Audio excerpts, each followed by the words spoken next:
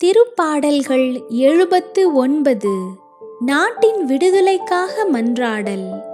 கடவுளே, வேற்று நாட்டினர் உமது உரிமை சொத்தினுள் புகுந்துள்ளனர். உமது திருக்கோவிலை தீட்டுப்படுத்தியுள்ளனர். எருசலேமை பாழடையச் செய்தனர். ஊழியரின் சடலங்களை வானத்து பறவைகளுக்கு உணவாகவும் பற்றுமிகு அடியாரின் உடல்களை காட்டு விலங்குகளுக்கு உணவாகவும் அவர்கள் அளித்துள்ளார்கள்.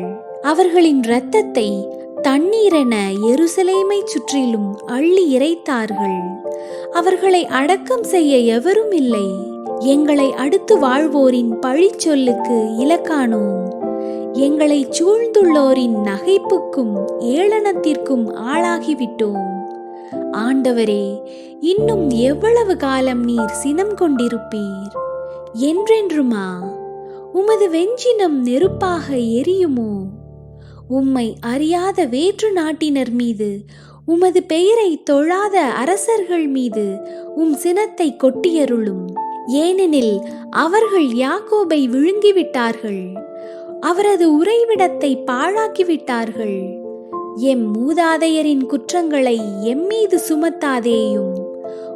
இரக்கம் எமக்கு விரைவில் கிடைப்பதாக. நாங்கள் மிகவும் தாழ்த்தப்பட்டிருக்கின்றோம். எங்கள் மீட்பராகிய கடவுளே, உமது பெயரின் மாட்சியை முன்னிட்டு எங்களுக்கு உதவி செய்தருளும். உமது பெயரை முன்னிட்டு எங்களை விடுவித்தருளும். எங்கள் பாவங்களை மன்னித்தருளும். அவர்களின் கடவுள் எங்கே என்று அண்டை நாட்டினர் ஏன் சொல்ல வேண்டும்? உம்முடைய ஊழியரின் இரத்தத்தை சிந்தியதற்காக நீர் அவர்களை என் கண்ணெதிரே பழி தீர்த்தருளும். சிறைப்பட்டோரின் பெருமூச்சு திருமுன் வருவதாக. கொலை தீர்ப்பு பெற்றோரை புயவலிமை காப்பதாக. ஆண்டவரே, எம் அண்டை நாட்டார் உம்மை பழித்துரைத்த இழிச்சொல்லுக்காக 7 மடங்கு தண்டனை அவர்கள் மடியில் விழச் செய்யும்.